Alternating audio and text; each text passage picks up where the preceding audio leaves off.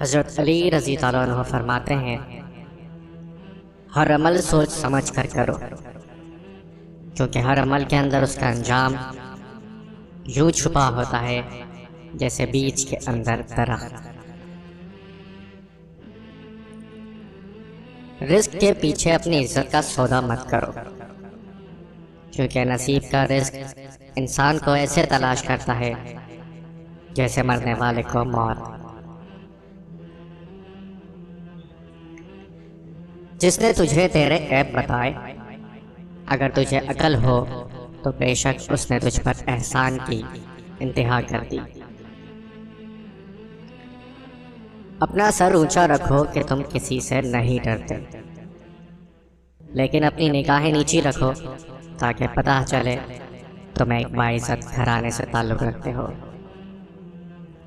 کسی کے خلوص اور پیار کو اس کی بے وقوفی مت سمجھو، ورنہ کسی دن تم خلوص اور پیار تلاش کرو گے اور لوگ تمہیں بے وقوف سمجھیں گے۔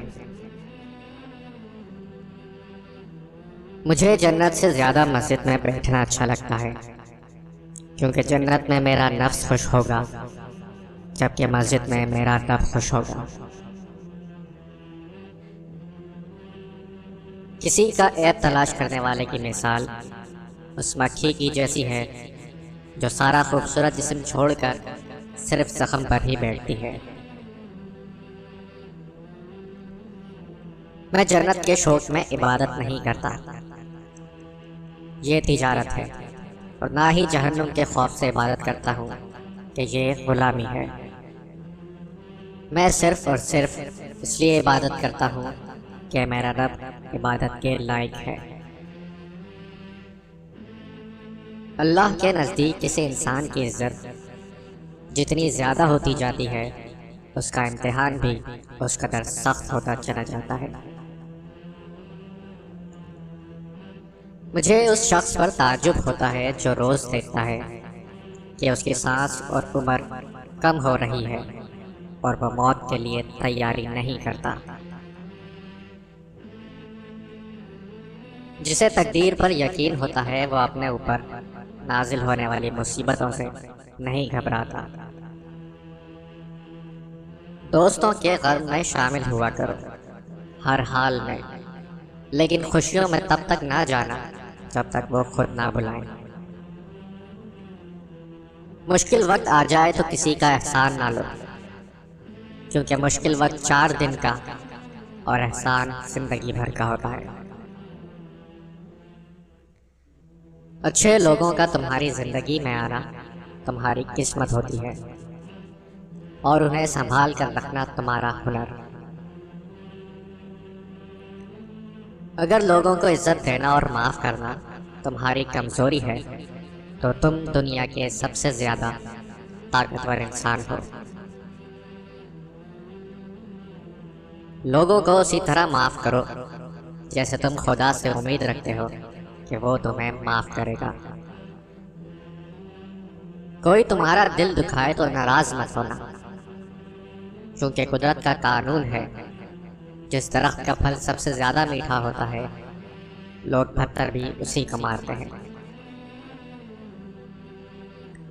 اس سے ضرور معافی مانگو جسے تم چاہتے ہو، اسے مت چھوڑو جو تمہیں چاہتا ہے، اس سے کچھ نہ چھپا جو تم پر اعتبار کرتا ہے۔ حق بات کی پہلی نشانی ہے کہ اس کی ہمیشہ مخالفت ہوتی ہے، جس کی کوئی مخالفت نہیں وہ قطعاً حق نہیں۔ پریشانی میں مذاق اور خوشی میں طعنہ مت دو، کیونکہ اس سے رشتوں میں موجود محبت ختم ہو جاتی ہے۔ زندگی کو ضروریات میں رکھو، خواہشات کی طرف نہ لے جاؤ۔ ضروریات فقیروں کی بھی پوری ہوتی ہیں اور خواہشات بادشاہوں کی بھی رہ جاتی ہیں۔ جس سے حد سے زیادہ محبت ہو اس سے اتنی ہی نفرت بھی ہو سکتی ہے، کیونکہ خوبصورت شیشہ جب ٹوٹتا ہے تو خطرناک ہتھیار بن جاتا ہے۔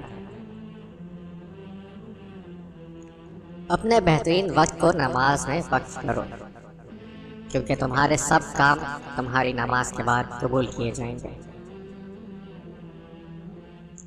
انسان کو اچھی سوچ پہ وہ انعام ملتا ہے جو اچھے اعمال پہ بھی نہیں ملتا، کیونکہ سوچ میں دکھاوا نہیں ہوتا۔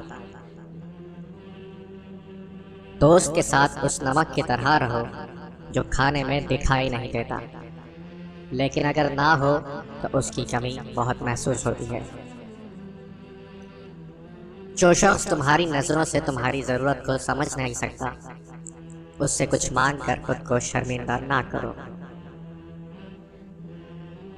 اچھا دوست چاہے کتنا برا بن جائے،